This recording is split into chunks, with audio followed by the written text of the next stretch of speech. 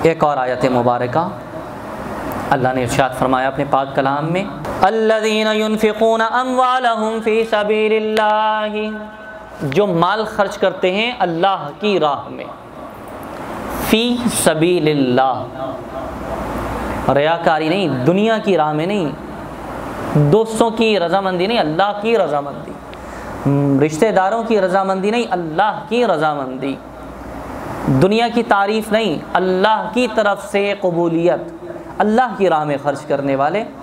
अल्लज़ीना युनफ़िक़ूना अम्वालहुम फ़ी सबीलिल्लाह सुम्मा ला युत्बिऊना, फिर वो ज़ाया नहीं करते, मा अनफ़क़ू, जो भी कुछ अल्लाह की राह में ख़र्च करें। अब आप सोचें और समझें, यानी एक वो लोग हैं जो माल खर्च करते हैं लेकिन ख़र्च करने के बाद वो अपने माल को ज़ाया कर देते हैं, उस सदक़े को, वो जो अल्लाह की राह में 70 गुना बढ़कर उससे ज़्यादा मिलना था उसे ज़ाया कर देते हैं। कौन लोग हैं? अल्लाह फरमाता है, अल्लज़ीना युनफ़िक़ूना अम्वालहुम फ़ी सबीलिल्लाहि सुम्मा ला युत्बिऊना मा अनफ़क़ू मन्नन वला अज़ा, यानी एहसान नहीं जताते उसके बाद, और जिसको माल दिया उसको अज़ियत नहीं पहुँचाते।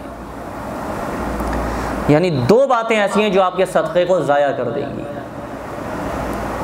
मन जताना, किसी को सदका किया, मदद की, फिर उसको बार में जताते हैं तुम्हारे लाले पड़े हुए थे, मैं काम आया था, फ़लाँ वक्त था, फ़लाँ ने तुम्हारी पैसों से मदद की थी, मैंने कराई थी, ये हुआ था, वो हुआ था, बीमारी के वक्त में गाड़ी की ज़रूरत थी, मैं लेकर आया था, फ़लाँ वक्त में जिस चीज़ की हाजत थी मैं साथ खड़ा हुआ था, उनको तो कोई पूछता नहीं था, ये तो हमने उनके लिए सब कुछ किया है।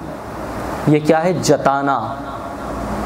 और फिर ऐसे जुमले कहना जिससे अज़ियत पहुँचे, ऐसा रवैया अख्तियार करना जिससे अज़ियत पहुँचे, ऐसा अफ़आल उनके साथ करना जिससे उन्हें अज़ियत पहुँचे, दूसरों के सामने उनका तज़किरा करना जिससे उनके नफ्स को अज़ियत पहुँचेगी, इज़्ज़त पर हर्फ आएगा। किसी का घर नीचे अपने पड़ोस में एक कमरा बना के दे दिया तो फिर मालूम चला कि भले कीचड़ हमारे घर का उधर जाए, कचरा हमारा उधर गिरे, हमने एहसान किया, बना के दिया, अब आप अपने फेल से उसको अज़ियत पहुँचा रहे हैं। तो किसी भी तरीक़े से मन और अज़ा, जताना और अज़ियत पहुँचाना, कुरान ने कहा तुम्हारा सदका ज़ाया हो गया।